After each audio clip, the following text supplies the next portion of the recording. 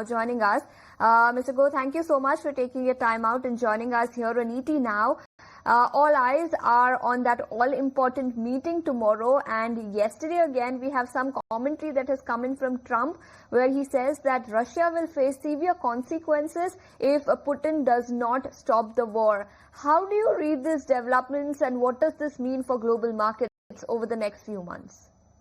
Good day to you. Look, I think financial market expectations are pretty low heading into this summit between President Trump and President Putin. I don't think anyone is expecting any major breakthrough. And I think herein lies the potential surprise for markets.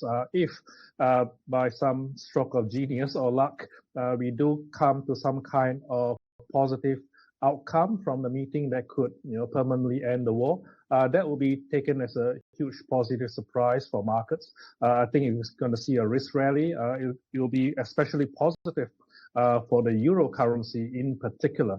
For oil, probably less so. As you indicated earlier, the potential for any ceasefire, which could see sanctions being eased off on Russia, could see increased supply into the oil market at a time when OPEC has been increasing their supply. You still have increased supply from the US. So all those bode for potentially further downside for crude oil. That's right. So that's the view. Hi, Mr. Goh. This is Kanishka also joining in. I wanted to understand, you did say that the expectations are very low when it comes to the meeting that Trump and Putin are going to have yesterday. But with respect to India, what are you expecting? Could we have any developments, coming in on India, given that India continues to buy Russian oil, and that's the reason why Trump has, imposed additional duties on India. So do you think anywhere on the priority list, India is going to be there when the discussions happen tomorrow? In my view, I think India was just unfortunate in being caught up in this wider geopolitical situation. So if you like, India was just collateral damage with the tariff penalty being imposed on India. I think trying to send a strong message to Russia. There's still hope and expectation that eventually India could see the tariff penalty getting unwound and hopefully come to some kind of an agreement with the US over a trade agreement that will bring the tariff level back down towards levels that are in the 15 to 20% range, which other Asian countries are facing. Again, this is highly uncertain, of course.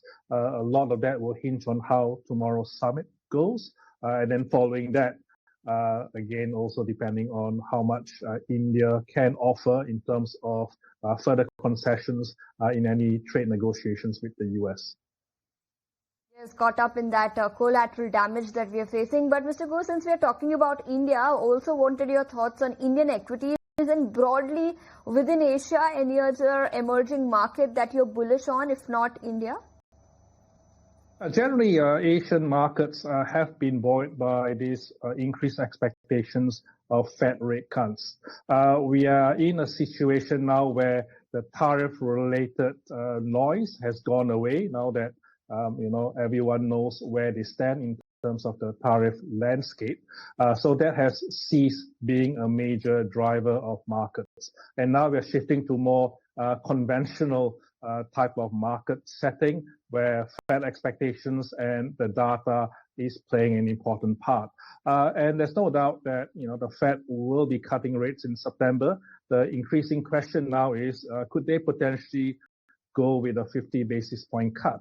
If you see the market start to move more into that kind of pricing, I think that will be further supportive, particularly for risk assets and equities, and definitely here in Asia.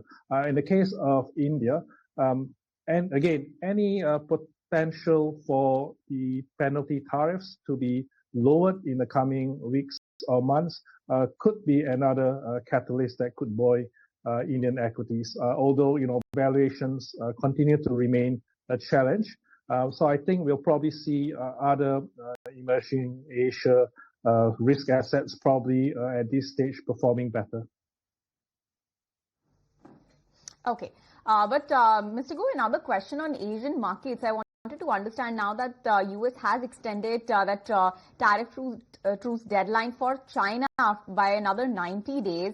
As in when it happens, one, what is your expectation when it comes to tariffs on China? And secondly, how do you expect other Asian economies to react to that? What kind of rate is China expected to get, that given India is getting 50% already? So how do you expect other economies to react? Well, the trade negotiations with China will continue. I doubt very much that China's current tariff rate of 30% can go too much lower from here. I think the negotiations will center on other strategic important matters, such as the US being able to continue to secure supply of rare earths, for example, and in China's case, being able to continue to access certain key technologies from the US, particularly on semiconductors. And on that front, already the US has relented somewhat. The broader question is whether or not there's going to be any negotiations over exchange rates. I think that's crucially important as well. If there is some kind of a deal can be struck, which China agrees to allow their yuan to appreciate further, that definitely could have further repercussions across Asia. In terms of what that means for the rest of the Asian economies, as I said, I don't think the tariffs on China will be materially lower than 30%. Therefore, there's still a tariff advantage, if you like, for other parts of Asia, particularly Southeast Asia, that will see supply chains continue to shift towards Southeast Asia. And again, with India, it remains to be seen whether or not India can eventually negotiate a much lower rate. For now, that 50% tariff level is quite punitive. So any companies' expectations of shipping to India will probably be on hold for now. Right, understand. We understand that point. Mr. Goh, thank you so much for taking your time out and joining us here on ET Now and helping us understand what the global macro setup is looking like ahead of that all-important meeting tomorrow. Thanks so much for joining us today. But everyone expects the momentum of yesterday's trade to continue today as well. But what is the market setup looking like? To explain exactly that, Sharad